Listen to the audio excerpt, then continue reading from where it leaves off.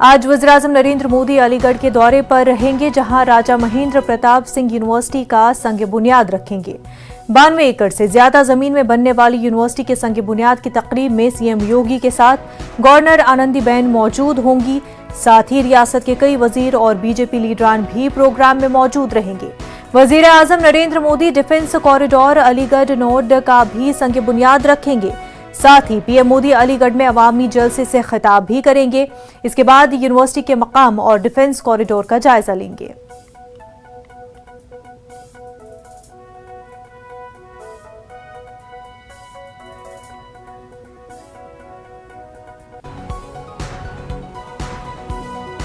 हमारे साथ है सतीश महाना, उत्तर प्रदेश सरकार के मंत्री हैं। सर, आज जिस तरीके से प्रधानमंत्री नरेंद्र मोदी सौगात देने वाले हैं, क्या कहेंगे? देखिए, प्रधानमंत्री श्रीमान नरेंद्र मोदी जी ने कृपा पूर्वक देश में 2 इंडस्ट्रियल कॉरिडोर की घोषणा करी थी, एक उत्तर प्रदेश में और एक तमिलनाडु में। उत्तर प्रदेश में 6 नोड की घोषणा करी थी, जिसमें अलीगढ़ नोड महत्वपूर्ण था।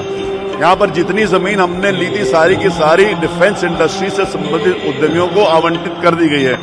इंफ्रास्ट्रक्चर का काम बहुत तेजी से पूरा हो रहा है और अगले 2 सालों में, मेरे को लगता है 2 साल से कम समय में, यहाँ पर डिफेंस इंडस्ट्री से संबंधित जितने भी इक्विपमेंट्स हैं जो यहाँ पर आने वाले हैं, उनका कमर्शियल प्रोडक्शन स्टार्ट हो जाएगा। माननीय प्रधानमंत्री जी के द्वारा जो समीक्षा की जाती है, उससे हमारे को एक दिशा मिलती है, एक बल मिलता है काम करने का और एक विजन मिलता है हम सबको काम करने का। आज सौभाग्य से माननीय प्रधानमंत्री जी का दिशा निर्देश हमको प्राप्त हो। राजा महेंद्र प्रताप सिंह यूनिवर्सिटी, जो बहुत लंबे अरसे से ये मांग थी। राजा महेंद्र प्रताप सिंह समाज के लिए उन्होंने बहुत काम किया था।